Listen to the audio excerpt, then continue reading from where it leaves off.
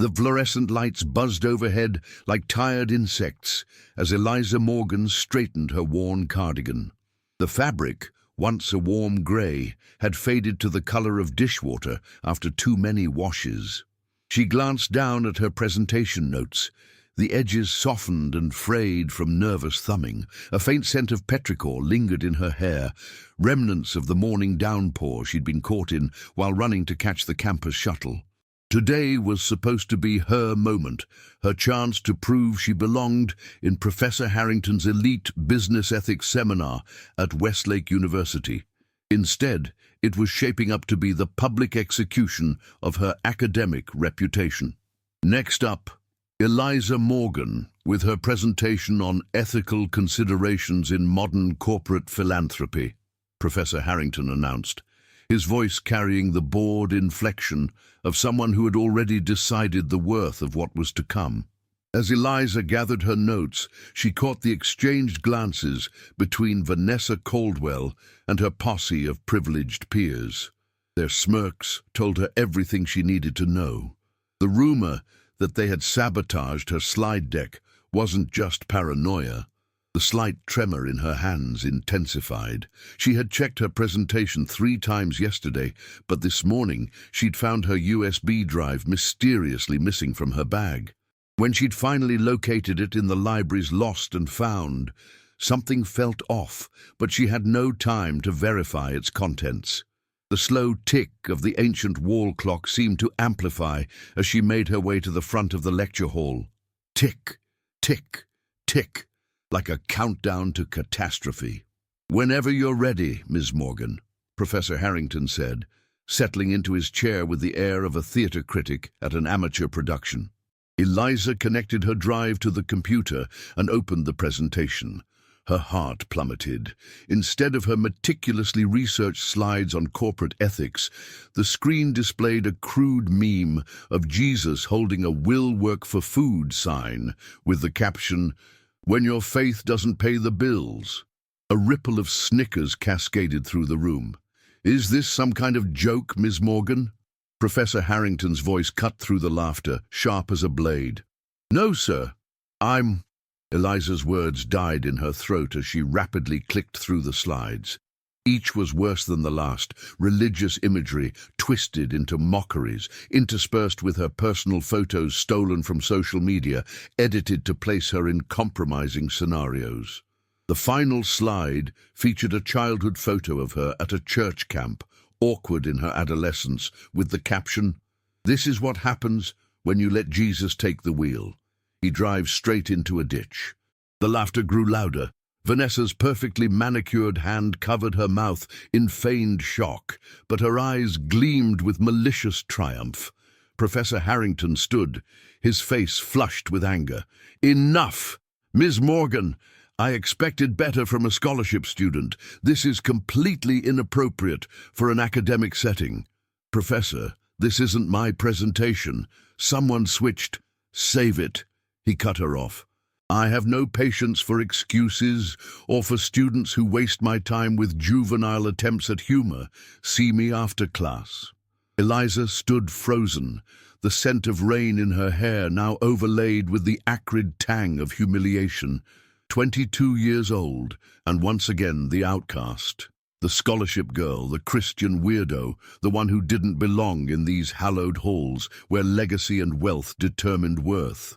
As she disconnected her drive with trembling fingers, her gaze inadvertently locked with the only person not laughing, Alexander Blackwood.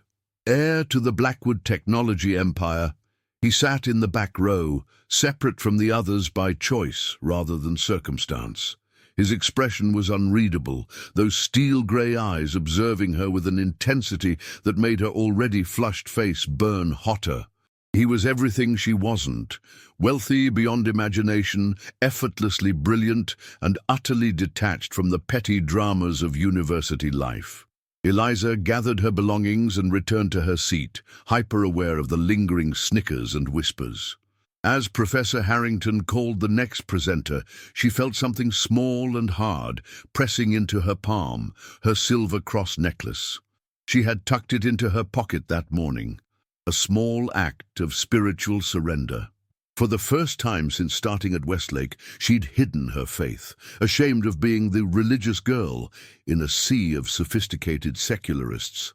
Her fingers closed around the cross, its edges pressing into her skin. The small pain anchored her as the tide of shame threatened to pull her under. In that moment, she made a choice that would alter the course of her life. She slipped the necklace over her head, allowing it to rest visibly against her collarbones.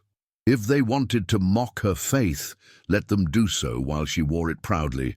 What Eliza couldn't know was that Alexander Blackwood was watching this small act of defiance, and something long dormant stirred within him. Professor Harrington's voice droned on, but Eliza barely heard him over the pounding of her heart. The rest of the class passed in a blur of humiliation. When the bell finally rang, she remained seated, waiting for the inevitable dressing down from her professor. "My office, 10 minutes, Professor Harrington said curtly as he packed his leather briefcase. The classroom emptied rapidly, students flowing out like water seeking the path of least resistance. Vanessa lingered, her perfect teeth flashing in a predatory smile. "Tough break, Bible thumper," she said, voice dripping with false sympathy. "Maybe God was busy today. You know, famine, war, the usual." Her coterie of followers tittered appreciatively. Eliza remained silent, fingers still wrapped around her cross, letting the metal warm against her skin. The scent of rain-soaked earth clung to her, a reminder of simpler days when her biggest worry was getting caught in a downpour. "Nothing to say? That's new. Usually you can't shut up about ethics and morality." Vanessa leaned closer, her expensive perfume momentarily overpowering the petrichor. "Let me give you some free advice. This isn't Sunday school. No one cares about your quaint little beliefs here. You're out of your depth. Leave her alone, Vanessa." The voice, low and commanding, belonged to Alexander Blackwood. He stood in the doorway, his tailored blazer a stark contrast to Eliza's thrift store attire. Vanessa straightened immediately, her demeanor shifting like quicksilver. "Alex, we were just having a little girl talk. You know how it is." "No, I don't," he replied coldly. "And it's Alexander, not Alex." Vanessa's confident smile faltered. "Of course, Alexander. Are you coming to the Kappa Sigma party tonight? Daddy's sending over some champagne from our vineyard in Napa. I have plans." He dismissed her with a brief glance before turning to Eliza. "You drop this." He extended his hand, offering her a small thumb drive, her actual presentation. Eliza stared at the drive, then at Alexander, confusion momentarily overriding her embarrassment. "How did you—" "I saw Vanessa switch them before class," he said simply. "I made a copy." Vanessa's face drained of color. "That's ridiculous. Why would I—" "Save it," Alexander cut her off, echoing Professor Harrington's earlier dismissal. "You should go, Vanessa, now." With a final venomous glare at Eliza, Vanessa stormed out, her followers trailing behind like the wake of an expensive yacht. Alexander placed the thumb drive on Eliza's desk. "You should show this to Harrington." "Dow, why did you help me?" Eliza asked, the question escaping before she could stop it. Alexander's expression remained impassive, but something flickered in those grey eyes, something that looked almost like recognition. "I don't like bullies," he said finally, "especially those who target someone for their beliefs." Before Eliza could respond, he was gone, leaving behind only the lingering scent of his subtle cologne, a stark contrast to the petrichor that had followed her all day. The ancient wall clock continued its relentless count. Tick, tick, tick. 10 minutes had passed. It was time to face Professor Harrington. With renewed determination, Eliza clutched her cross in one hand and Alexander's recovered thumb drive in the other as she made her way to the professor's office. The corridor stretched before her, endless and intimidating, much like the path she had chosen by refusing to hide her faith. The scent of rain-soaked earth followed her, an invisible companion on this journey of reckoning. Professor Harrington's office door was ajar, his voice carrying into the hallway as he spoke on the phone. "Yes, Dean Whitman, I understand the importance of the Blackwood Endowment. I'll ensure Alexander receives every accommodation. Of course, his father's contributions are... Yes, I'll handle it personally. Eliza hesitated, her knuckles poised to knock. The conversation confirmed what everyone knew, but no one said aloud. Money talked at Westlake University, and the Blackwood fortune spoke volumes. She knocked softly, and the professor's voice halted mid-sentence. "I'll call you back," he said hurriedly before calling out, "Enter!" Eliza stepped into the office, immediately assaulted by the scent of leather-bound books and expensive cigars, a stark contrast to the clean, rain-washed smell that clung to her clothes. Professor Harrington gestured impatiently to the chair across from his massive oak desk. "Ms. Morgan, your behavior today was completely unacceptable. I've half a mind to report this incident to the scholarship committee." Eliza placed the thumb drive on his desk. "This is my actual presentation, Professor. The one shown in class was tampered with. Alexander Blackwood can confirm this." At the mention of Alexander's name, Professor Harrington's demeanor shifted subtly. "Mr. Blackwood said something about this. He saw Vanessa Caldwell switch my drive before class and recovered my original work." The professor eyed the drive suspiciously. "That's a serious accusation against Ms. Caldwell." "It's the truth," Eliza said firmly, her fingers instinctively finding her cross necklace. Professor Harrington noticed the gesture, his gaze lingering on the silver symbol. "Your religious convictions are your own business, Ms. Morgan, but this institution values academic integrity and professionalism above all else." "As do I, Professor. That's why I'd like the opportunity to present my actual work." He seemed to weigh his options, his eyes darting between Eliza, the thumb drive, and his office door, as if expecting someone to interrupt. Finally, he sighed. "Very well, be here tomorrow morning at 7. You'll have 15 minutes to present. And Ms. Morgan, I suggest you keep your personal beliefs personal in the future. Not everyone appreciates evangelical enthusiasm." Eliza bit back a retort, nodding instead. "Thank you, Professor." As she left his office, the weight of his warning settled on her shoulders.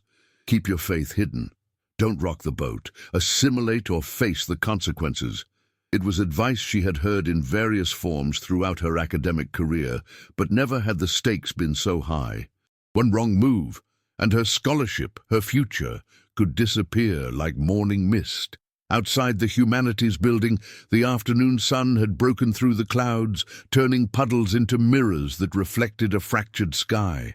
The scent of petrichor was stronger now, rising from the warming earth in fragrant waves. Eliza inhaled deeply, letting the familiar smell center her. "It worked, I assume."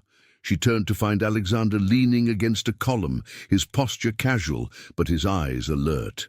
Unlike his peers, he carried no backpack, no visible sign of student life, as if his presence at Westlake was merely a formality, a brief stop on a predetermined path to greatness. "Yes," she said, surprised to find him waiting. "Thank you for the help." He pushed off the column, closing the distance between them with long, confident strides. "Don't thank me yet. Vanessa won't let this go, and Harrington only backed down because of my name." Eliza's gratitude cooled slightly. "I don't need your charity, Alexander." "It's not charity," he replied, his tone matter-of-fact. "It's justice. There's a difference." She studied him, trying to reconcile this intervention with his reputation for cool detachment. Alexander Blackwood moved through Westlake like a ghost, present but untouchable, observing but never participating in the daily dramas of university life. Yet here he was, involving himself in her problems. "Why do you care?" she asked again, the question genuine. Alexander's gaze shifted to her necklace, the silver cross catching the sunlight. "That symbol," he said, his voice dropping slightly. "My mother wore one just like it." The personal revelation, small as it was, surprised her. No one knew much about Alexander's family beyond his father's business achievements and his mother's absence from public life. "The cross isn't just a symbol," Eliza said gently. It's a reminder that even in suffering, there's purpose. Something flashed across his face. Pain or recognition, she couldn't tell which. Before she could decipher it, his expression closed again, the brief vulnerability sealed behind a wall of practiced indifference. "Your presentation is at 7 tomorrow?" he asked, changing the subject. "Yes, but you don't need to." "I'll be there," he said, his tone leaving no room for argument. "Harrington respects two things, money and power. I have both." The statement wasn't a boast, merely a fact, delivered with the casual confidence of someone who had never known otherwise. Yet there was no arrogance in his voice, only a weariness that hinted at the burden such privilege could be. "Thank you," Eliza said simply, deciding not to protest further.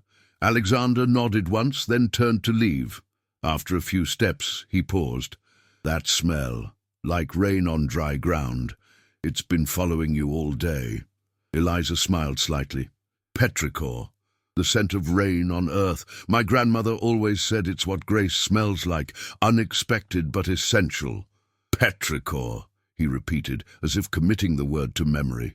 Without another word, he walked away, his figure soon lost among the throngs of students rushing to their next classes. The ancient wall clock in the empty classroom read 6:55 the next morning. Tick, tick, tick. Each second brought Eliza closer to redemption or ruin. She had arrived early to set up, her actual presentation loaded and ready. The lecture hall was eerily quiet, the silence broken only by the clock's methodical counting and the occasional drip from a leaky ceiling pipe, a quiet echo of yesterday's rain. The scent of petrichor still clung faintly to her hair, now accompanied by the rich aroma of the coffee she'd brought for Professor Harrington, a peace offering of sorts. She'd splurged on the expensive blend from the campus cafe, spending money she couldn't really afford in a gesture she wasn't sure would be appreciated. The door opened precisely at 7, Professor Harrington entering with his customary air of impatient brilliance. What Eliza hadn't expected was the figure who followed him, Alexander Blackwood, immaculate in a charcoal suit that probably cost more than her semester's tuition. "Ms. Morgan?" Professor Harrington acknowledged curtly. "I see you're prepared." "Yes, sir," she replied, offering him the coffee. "I thought you might need this, given the early hour." He accepted the cup with a raised eyebrow, seemingly surprised by the gesture. "Let's proceed. I have a faculty meeting at 8. Alexander took a seat in the front row, his presence both reassuring and nerve-wracking.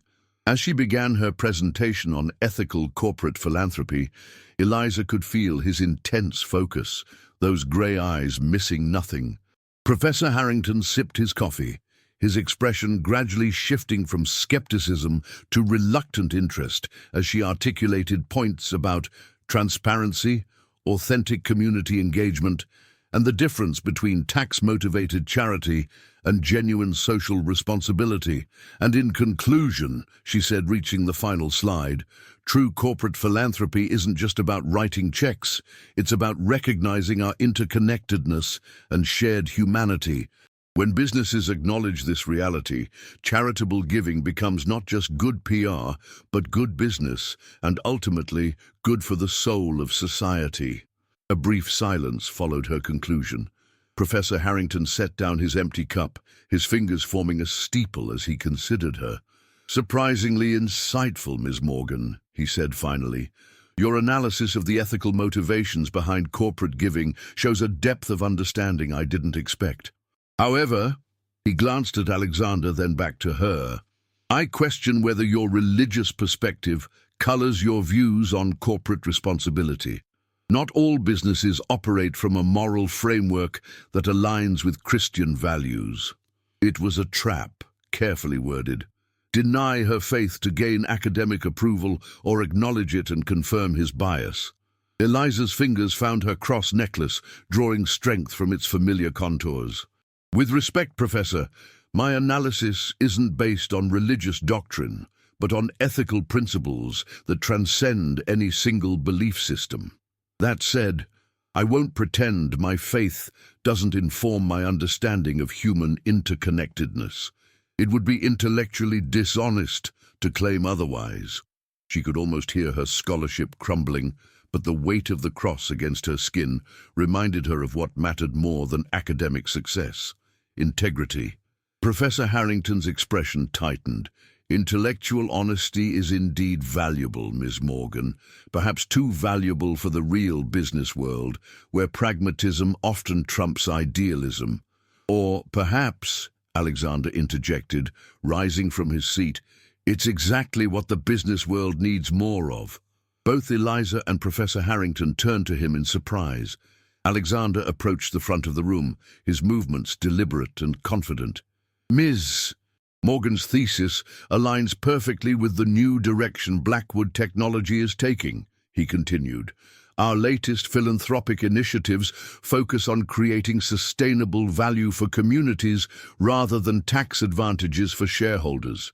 Her research would be particularly relevant to our foundation's work.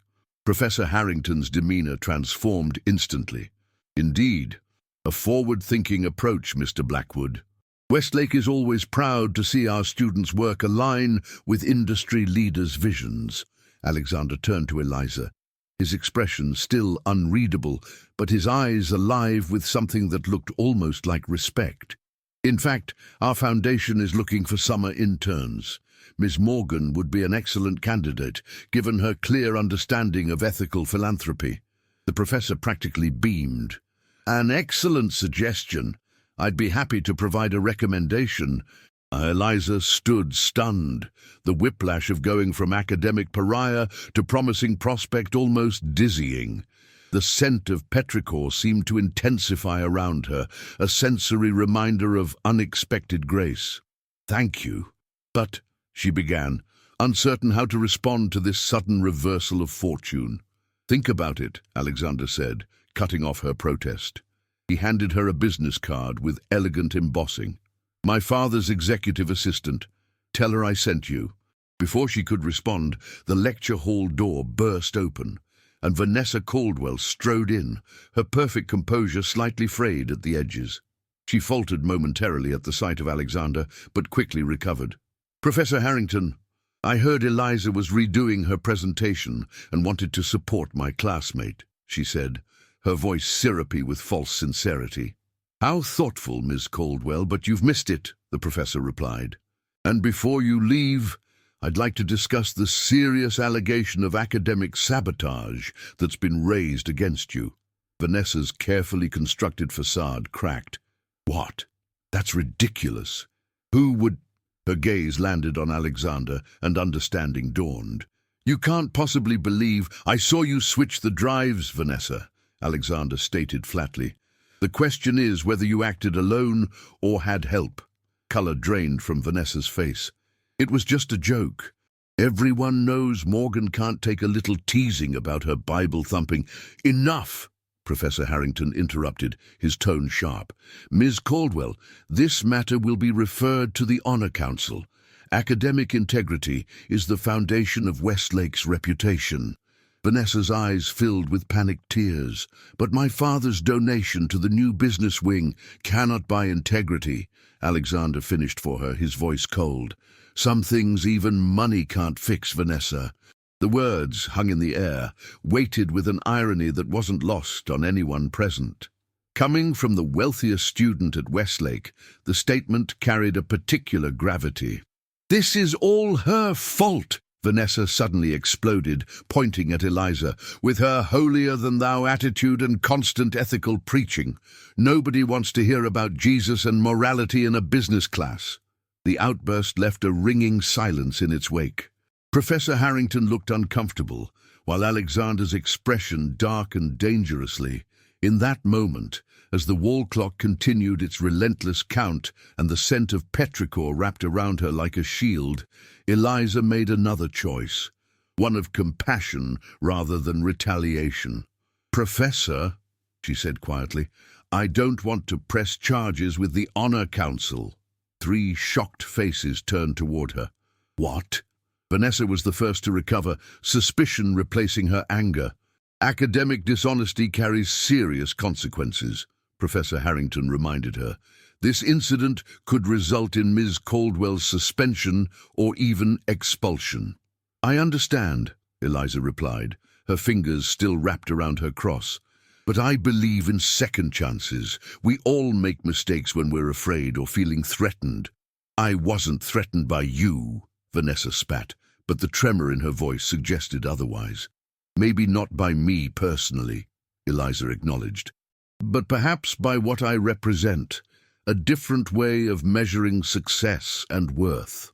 Alexander was watching her with an intensity that seemed to pierce through her carefully constructed composure. You would forgive her, just like that, after what she did?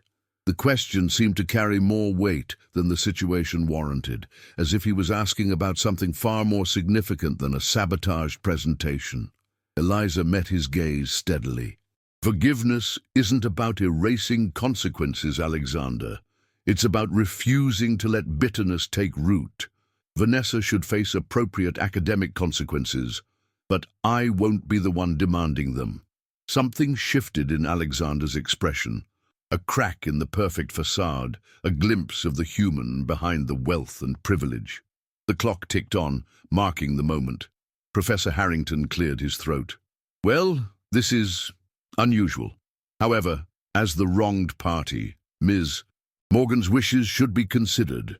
Ms. Caldwell, you will write a formal apology and complete an additional ethics assignment, and I expect absolute propriety from you for the remainder of the semester.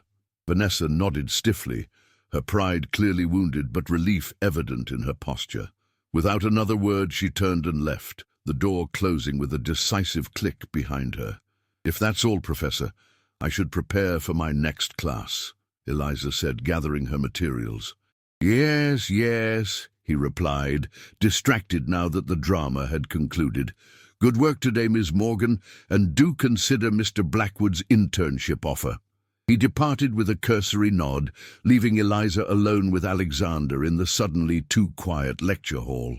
The scent of petrichor mingled with the lingering aroma of coffee and the subtle note of Alexander's expensive cologne, an unlikely olfactory trinity. You didn't have to do that, Alexander said finally, breaking the silence. Do what? Eliza asked, although she knew perfectly well what he meant. Forgive her, she didn't deserve it. Eliza smiled slightly. That's the point of forgiveness, Alexander. It's never deserved. It's given anyway. He shook his head, a hint of frustration breaking through his composed exterior. That kind of thinking doesn't work in the real world. People take advantage of kindness. They see it as weakness. Maybe, she conceded, slipping her cross necklace beneath her collar, the metal warm against her skin. Or maybe kindness is the only thing powerful enough to break cycles of hurt and retaliation. Alexander's jaw tightened. You sound like my mother. The statement hung between them, unexpectedly personal.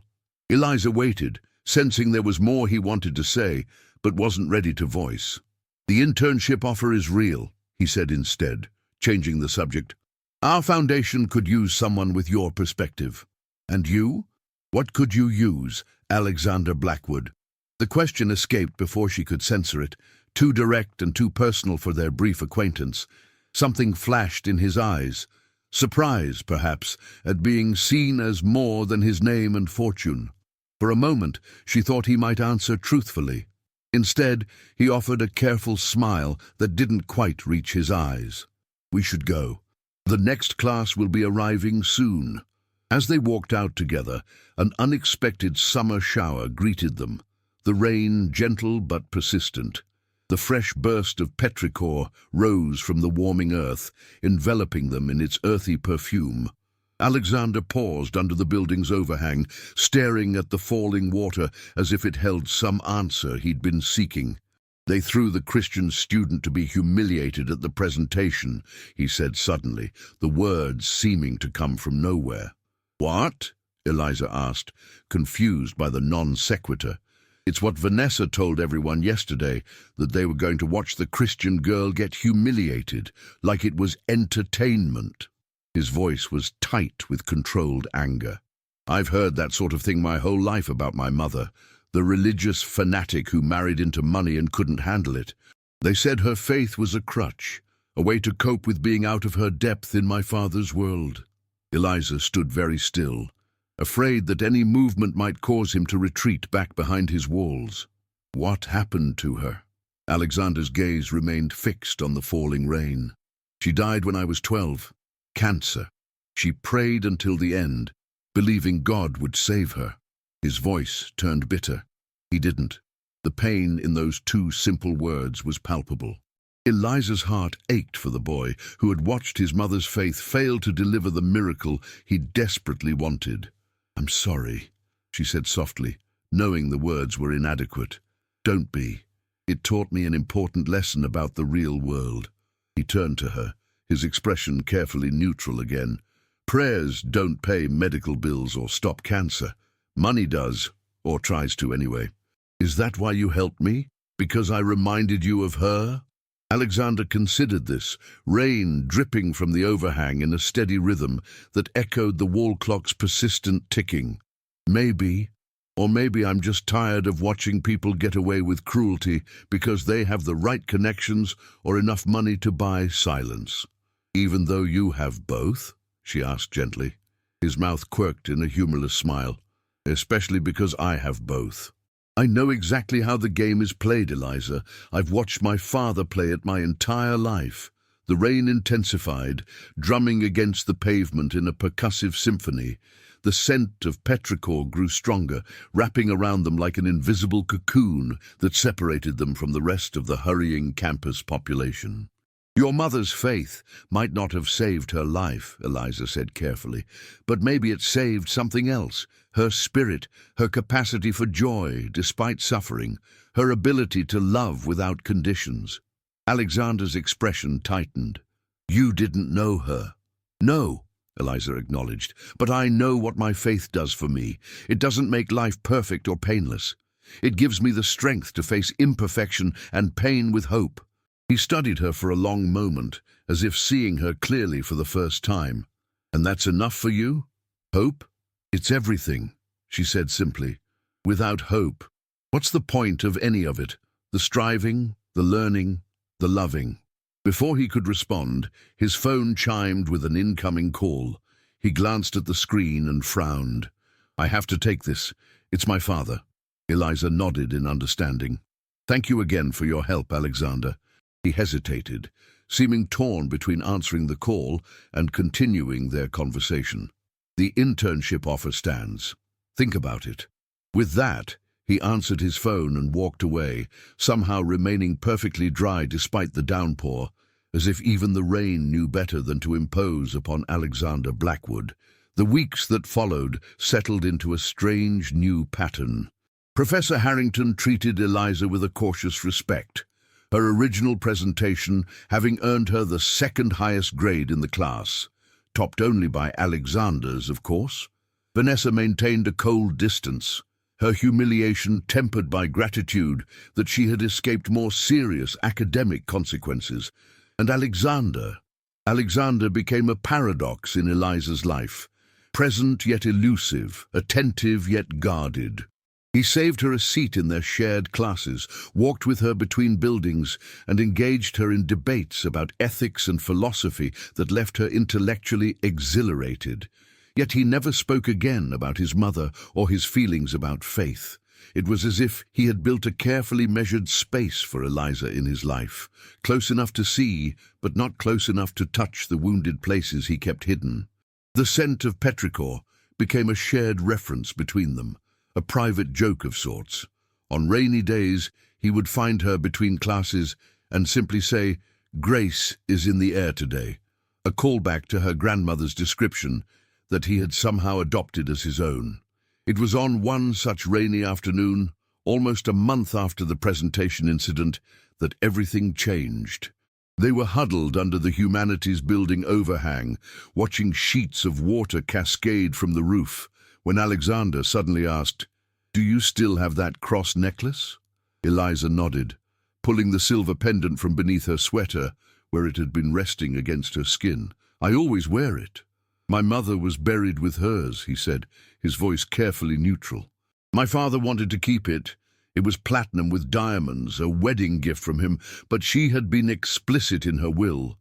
She said it was her most precious possession. Eliza remained silent, recognizing the rarity of this glimpse into his closely guarded past. "I never understood that," he continued, watching the rain. "How a piece of jewelry could mean more to her than the mansion, the cars, the art collection, all the things my father gave her to prove his love. It wasn't about the material value," Eliza said gently. "It was about what it represented." "Faith," Alexander said, a hint of the old bitterness creeping into his voice. "The faith that didn't save her." "Or love," Eliza suggested.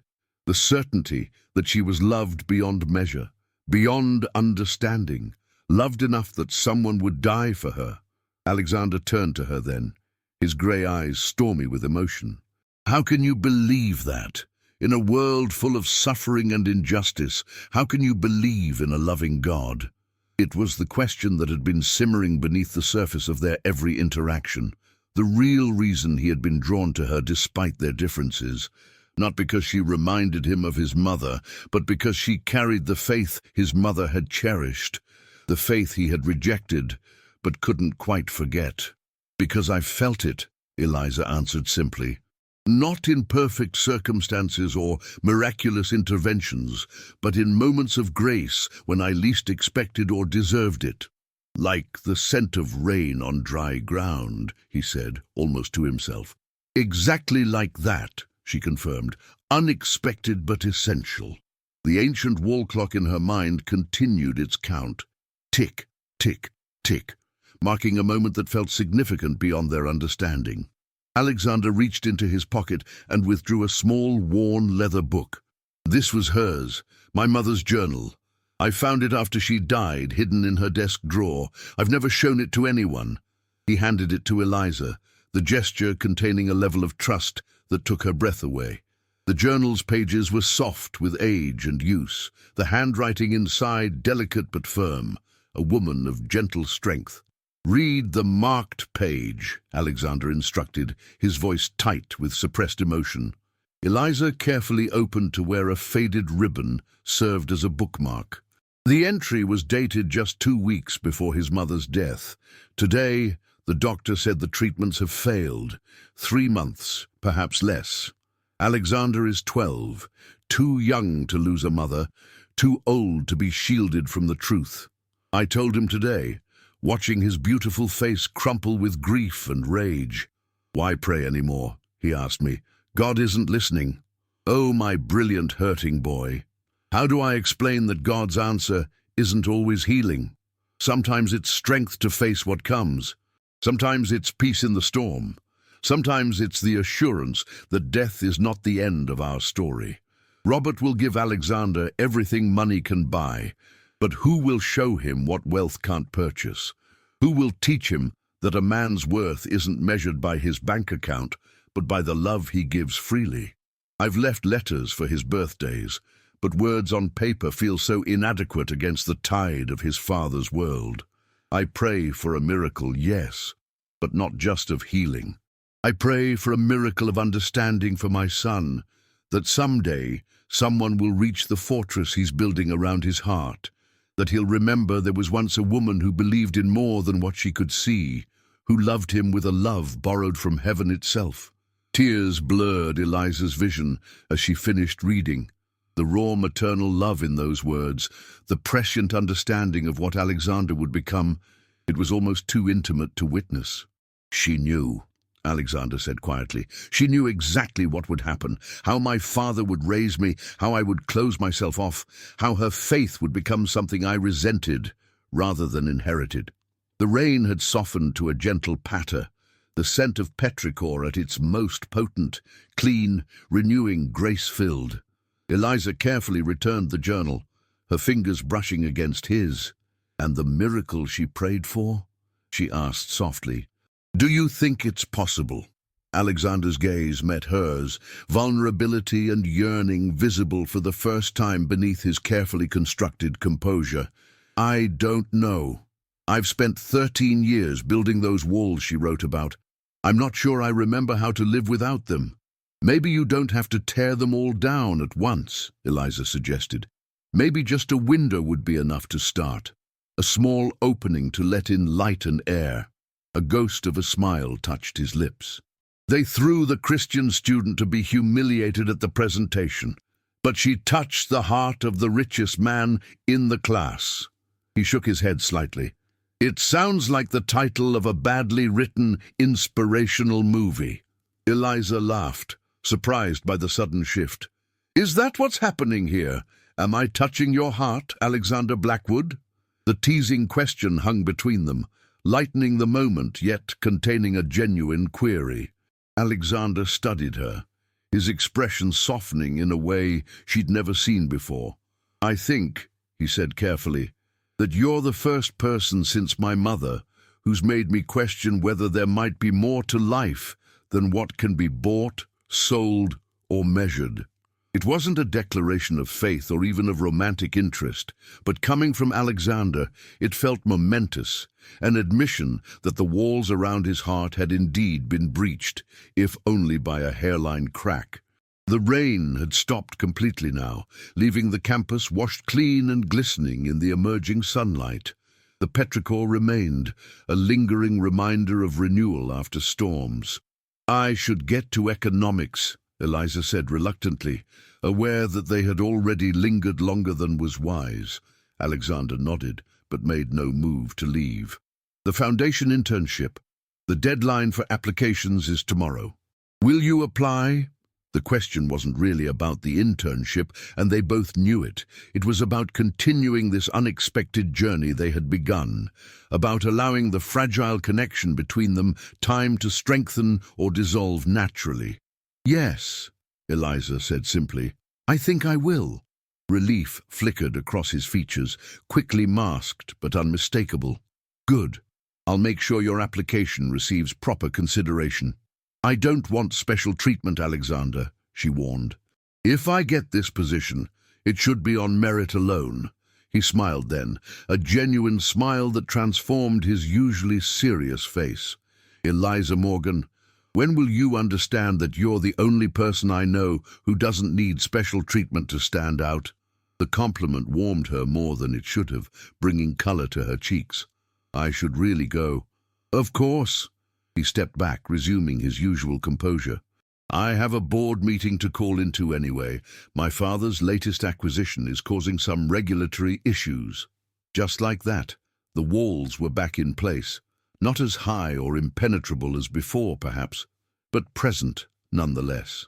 The moment of vulnerability had passed, but its effects lingered like the scent of rain-soaked earth. As Eliza turned to leave, Alexander called after her. Eliza, thank you for seeing past the name and the money. Not many people do. She smiled over her shoulder. Maybe they would if you let them. 3 months later, Eliza sat at her desk in the Blackwood Foundation offices, surrounded by project proposals and grant applications. Her internship had evolved into a part-time position that worked around her class schedule, giving her both valuable experience and much-needed income. The wall clock in her office, modern and silent, unlike the ancient ticker from her university classroom, showed nearly 5 o'clock. Most of the staff had already left for the day, eager to start their weekends. Eliza remained, determined to finish reviewing a particularly promising proposal for community gardens in underserved neighborhoods. A soft knock at her door drew her attention. Alexander stood in the doorway, his usual impeccable suit exchanged for dark jeans and a casual button-down, a concession to Friday that still managed to look elegant on his tall frame. "You're working late," he observed, leaning against the doorframe with an ease that would have been unimaginable 3 months ago. "Just finishing up," she replied, gesturing to the stack of papers. "This urban garden initiative is really impressive. I think we should fund it fully." Alexander entered the office, picking up the proposal to skim its contents. Their professional relationship had developed its own rhythm, his business acumen complementing her ethical insights, creating a partnership that had already begun to shift the Foundation's approach to philanthropy. Their personal relationship remained more complex, defined by a careful dance of advancing and retreating, moments of startling intimacy followed by periods of respectful distance. Alexander had accompanied her to church twice, sitting stiffly in the pew beside her, his expression unreadable as the congregation sang and prayed around them. He asked thoughtful questions about her faith, but offered little insight into his own spiritual journey. "Urban gardens," he mused, setting down the proposal. "My mother would have loved this. She always said people needed 3 types of nourishment, for body, mind, and soul. And gardens provide all 3, Eliza finished. Food, education, and beauty." Alexander smiled, the expression coming more naturally to him these days. "Exactly. Approved, then. Full funding." Eliza blinked in surprise. "Don't you want to run the numbers first? Check the feasibility studies?" "I trust your judgment," he said simply. "You've proven to have excellent instincts about these projects."